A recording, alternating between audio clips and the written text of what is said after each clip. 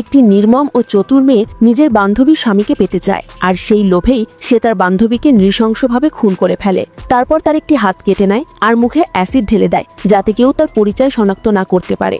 সব প্রমাণও সে নিজের সঙ্গে নিয়ে নেয়। পরদিন সেই মৃত মহিলার স্বামী ঘটনাস্থলে পৌঁছায়। সে পেশায় একজন ডাক্তার ছিলেন। মারা যাওয়া সেই মহিলা তখন আত্মা হয়ে গেছে। সে তার স্বামীকে সবকিছু জানাতে চায়, কিন্তু না, সে আত্মার কণ্ঠস্বর শুনতে পায় না, দেখতেও পায় না তাকে। স্বামী বিশ্বাসই করতে পারে না যে পুড়ে যাওয়া এই মৃতদেহটা তার স্ত্রীর হতে পারে। পোস্টমর্টেমের রিপোর্টে জানা যায় মহিলাকে পেটের মধ্যে ছুরি মেরে খুন করা হয়েছিল, আর এই খুনটা ঘটেছে নিউ ইয়ার নাইটের ঠিক রাত 12টায়। এটা শুনেই স্বামী চমকে ওঠে, কারণ সেই সময় তার স্ত্রী ফোন করে সাহায্য চেয়েছিল, কিন্তু সে তার স্ত্রীকে ইগনোর করে তার ফোনটা কেটে দিয়েছিল।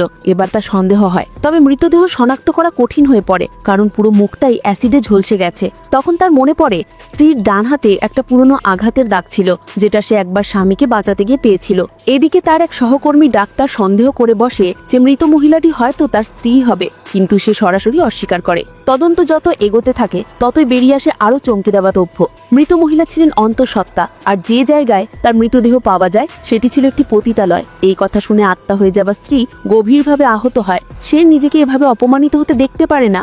এদিকে স্বামী তখন সেই প্রতারক মেয়েটির সঙ্গেই রয়েছে, যে ছিল তার স্ত্রীর হত্যার মূল ষড়যন্ত্রকারী। সে ধীরে ধীরে স্বামীকে নিজের ফাঁদে ফেলতে থাকে। সেই রাতে ওইখানেই থাকার অজুহাত দেয়। স্বামী প্রথমে অস্বীকার করলেও অবশেষে রাজি হয়ে যায়। ঠিক তখনই আসে এক গুরুত্বপূর্ণ খবর। ফেস রিকনস্ট্রাকশন এক্সপার্ট এসে গেছে, যে মৃতদেহের মুখের গঠন ফিরিয়ে এনে চিনিয়ে দিতে পারে কে সে। এই খবর শুনে আতঙ্কিত হয়ে পড়ে সেই প্রতারক নারী। তার মনে হয় এবার তার সব সত্যি প্রকাশ পেতে চলেছে।